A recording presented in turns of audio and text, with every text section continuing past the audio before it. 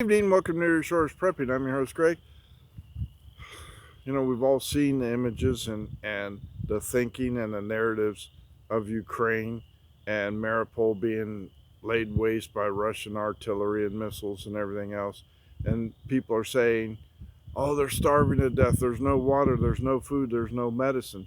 And just for what if, you put yourself in that position, say it happens here, you're trapped in a desolate, what you believe to be a desolate town.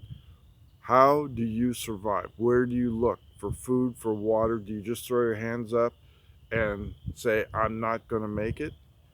No, you get creative and you start thinking outside the box. Where can I find food? Where can I find water? Where can I find shelter? Where can I find replacement clothing?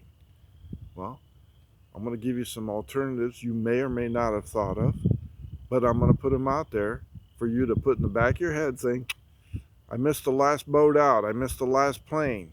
Now I'm on my own. How am I going to survive? Okay?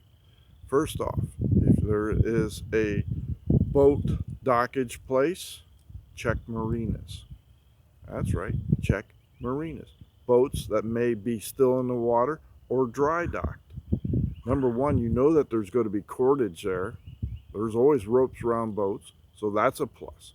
Number two, a lot of the larger boats have mini refrigerators in them. The food may not be good. However, a lot of boaters love to drink alcohol, which is a bad combination, but there are a lot of people that drink whether the boat is dry docked or not. They're still around there. So check for alcohol, beer, water on board boats. Fuel is also a possibility for the boats that still may be in the water. So there's a place right there. Canvas is definitely available to you. The shrink wrapping and stuff like that would provide you shelter, getting inside that boat to get you out of elements. Should it be dry docked and it be winter time or something else like that. So the boats that are shrink wrapped would offer you shelter. The bonus would be that they left their water in there, that they left their medical supplies in there, and oftentimes there may be a change of clothes in case they got wet or, got drunk and fell off the dock and into the mud water. Raising your hand. I wasn't drunk, but I misstepped and I fell right into the Vermilion River, and that was a nasty experience. After that, I always made sure I had a change of clothes. So, boat dockage, boat marinas, excellent place to look for food and water and shelter that you may not have thought of. Office chains, in other words, you see little stretch, whatever you want to call it, malls or whatever, that are nothing but office spaces that contain, as an example, insurance companies, that type, lawyers' offices, that type of businesses that don't reek of clothing stores or your neighborhood, grocery store. If you can get into those offices, and if it's bombed out, like you said, oftentimes you could go into these businesses. Many times they have little snack places, little mini kitchens in the back of these offices that will contain bottled water. They often will contain snack foods for their employees or the food that the employees bring in. So check through that. Go through the desks. A lot of times employees will have their own little favorite snacks in there that often may be in Tupperware and still good. Chips, cookies, bottled water, their favorite beverage. Medicines would also be brought with them in their desks. A lot of times, by law, these offices are required to carry fire extinguishers. Good idea, to help put out any small fires that may be started next to you. They also may contain umbrellas, change of clothing, shoes, hats, that type of stuff. If you go through the desk, you may even find weapons brought in there because somebody says this isn't the greatest of neighborhoods, and even though we may be an insurance company, somebody may try to rob us.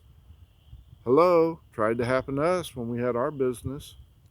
So they may have weapons in there for your self-defense. So check out all your businesses for snack foods, clothing, etc. Another place that people may not think of, pet stores.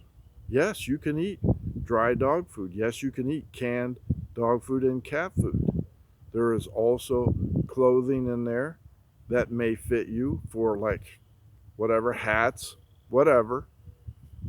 But the other thing people don't think about is there are some dog beds that are being made now, orthopedic dog beds for senior dogs that may be of extra large breed, that I'm telling you, you could lay down and quite comfortably go to sleep on very easily.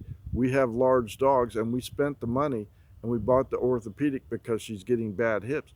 And let me tell you something, I laid down on it before the dogs even thought about that, and it was very, very comfortable. It was a firm mattress all the way. And if I was a person of smaller stature, you could easily go to sleep on one of those. Easily. So pet stores would be an abundance of food overlooked by the general population.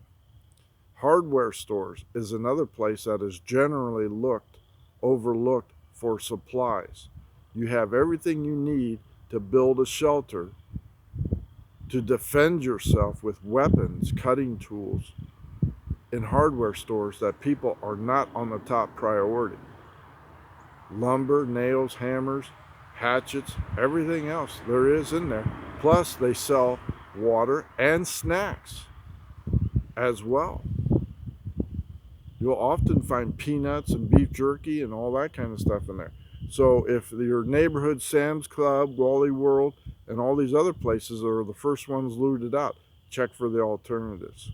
There's always food and water available. And lastly, if you're coming across a neighborhood that appears to be evacuated and houses are left open, always check the houses. Now, if somebody's living there and they're saying that's mine, get the hell out of there.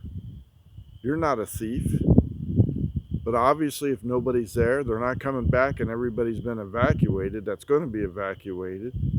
You're in survival mode. Do what you have to do. Be careful. Don't steal somebody else's food or anything else like that. But John and Jane Doe have fled to Poland or wherever they're at. They're not going to come back anytime soon. And they don't expect to find their stuff intact. That's just common sense. If you leave it behind, somebody else will be there to take it. So if you're in survival mode, check out these suggested places you may have overlooked. Thank you for liking and subscribing. Please continue to refer this channel. I do appreciate you. Get yourself right with God. Get baptized. Greg out.